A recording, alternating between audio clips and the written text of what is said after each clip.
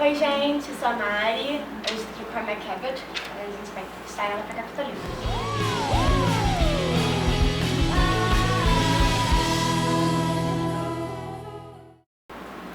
So Meg, people often complain about the negative stereotypes about princess stories such as passive heroine or like man's always the savior in the end, or awkward beauty is the greatest quality. But the princess stories, all these stereotypes are defied. And I wanted to ask you, what did you think, what did you hope young women would take from this story?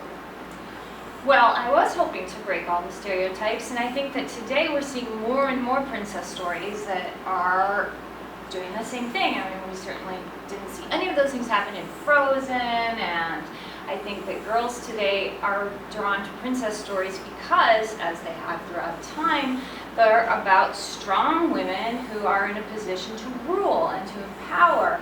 And they're drawn to those stories because I think that so much of the time little girls are in a position where they're kind of forced to feel helpless and kind of told that they can't do things. They can't go outside and play without adult supervision because they're so fragile and helpless and something bad's going to happen to them.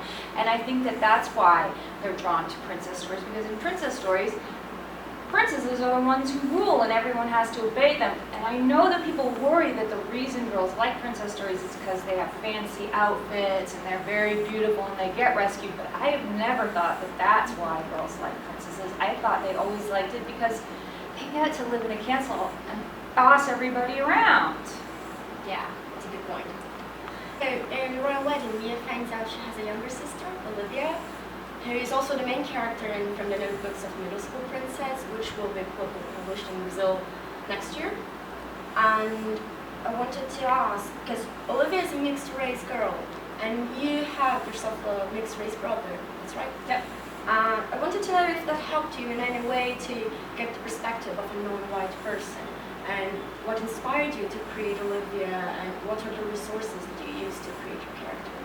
Well, I think so many families today are diverse, and they're not like they were maybe 50 years ago when we didn't have, you know, multiple families coming together and living under one roof, and maybe like we do today, we have so many different stepchildren. I mean, I have 13 nieces and nephews, some of whom are step nieces, some of whom like are adopted, like my brother.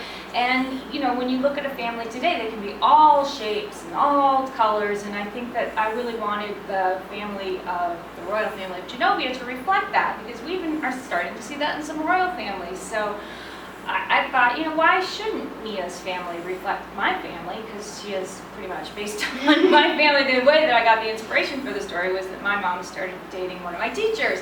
So I was like, oh my gosh, I should give her a diverse younger sibling like I have. And I think that that is something that so many people are experiencing right now, and there's ups and downs with that. I mean, it was a great experience, but sometimes it wasn't so great, because you know, you walk into a restaurant and say, can you sit my family? And they'd be like, who? Sometimes this would actually happen. People would be like, well, who's that one? They're not part of your family, and that could hurt. So I think that it's something that we need to write about more and have, you know, a kind of reflection for all of our readers to see what all different kinds of families look like. So that it wasn't something that I really had to research too much, because I lived it. Except that, of course, I'm not biracial. My brother is.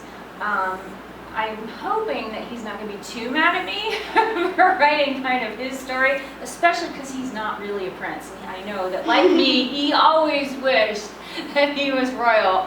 Who of us does not wish that we would find out that we were really royalty?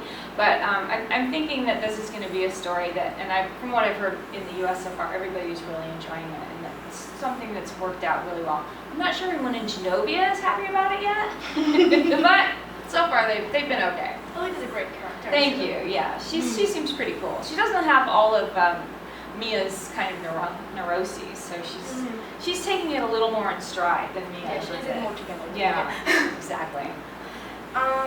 In 2016, we'll have Remembrance, which is the first adult novel and mediator series. Yes. Can you tell us a wee bit about it? I can. So in Remembrance, which is going to, like you said, the 7th book in the Mediator series, Suze is a little more grown up. She's in her 20s now, so some time has passed. And if anybody's read the Mediator series, you know that Suze has a problem, which is that she can see and speak to ghosts. It's something that she was born with. It's an ability that's a little bit, maybe more of a curse than being a princess, actually, because she has to help the ghosts find their way to the afterlife, or where they're supposed to be. They can't stay here. And one of those ghosts is actually her boyfriend, who lives in her bedroom. Although in the last book in the series, she actually finally did get him taken care of. And I'm not going to tell you how she did that, but you know, anyone who's never read any of the other books in the series will be able to totally pick up book 7. I don't want to say you don't have to have read any of the earlier books, because you really should read them. But in book 7, it picks up in a way that you'll be able to understand everything that's happening. And she has some new problems, which is that she's graduated from college, she's in graduate school now and starting her first job, which is actually at her old school where she went to high school, which is pretty much the worst job you could have, because she has to work with all her old teachers. She didn't really get along with a lot of them, and some old ghosts are coming back to haunt her. Maybe an ex-boyfriend. She's just trying to get on with her life and her new relationship with this boyfriend that's not a ghost anymore, and he's having some troubles adjusting to being human finally.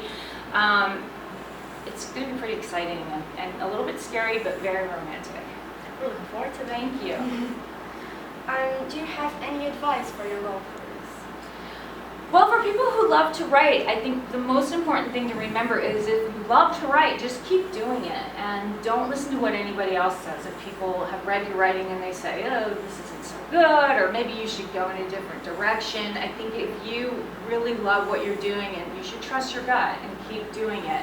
My husband, there was a long time when I couldn't get published, and I was sending stuff out, it kept getting rejected, and I was going to quit. And my husband said, I love to play golf, and I'm really bad at it, according to other people, but I'm not going to quit just because other people are telling me I'm bad at it. If you love something, keep doing it. I think that there's a point where maybe you might not like it so much anymore, and if there's something else you enjoy doing more, maybe you might want to consider quitting. But I think that if you continue to love it, keep doing it, because if I quit at the point where everybody was saying this isn't very good and you should quit, I never would have ended up becoming a #1 best-selling author, and I certainly wouldn't be sitting here with you. So I think that's the most important thing to remember. And if you do end up being one of those people who right away get a publishing contract and $1 million in a movie deal, then I hate you. No, I'm kidding. That was a terrible joke. No. I hope that happens to everybody, but it is something to remember that every single author I know has days where they sit there and they're like, oh my gosh, I hate this book and I just want to quit. That's totally normal. Yeah. Have you ever struggled with insecurities or imposter syndrome? Yes, every day I do that. And I actually have a really good friend of mine who's also an author, and what we do is we actually do this thing called 5 by 5 or 5. So we make ourselves write 5 pages a day, which we can do because it's our full-time job. We have to write 5 pages a day by 5 o'clock, or we have to donate $5 to a politician we very much don't like. And it's so motivational. Can you imagine? And so, we have all these little tricks of things. Or like, she'll say we have to run up 5 flights of stairs, like in her apartment building. So you have to do 5 pages by 5 o'clock, or you have to run up 5 flights of stairs. I mean, you have no idea, but when 5 o'clock comes around and you have that, oh no, I haven't done the 5 pages, so I'm gonna have to run 5 flights of stairs, you write those 5 pages. So there's all sorts of tricks you can do to force yourself to write. So that's how we avoid writer's block, by being really mean to ourselves. It's a good strategy. You've written children's books and young adult novels and even romance novels. Is there a genre that comes more naturally to you? Which book was the easiest to write?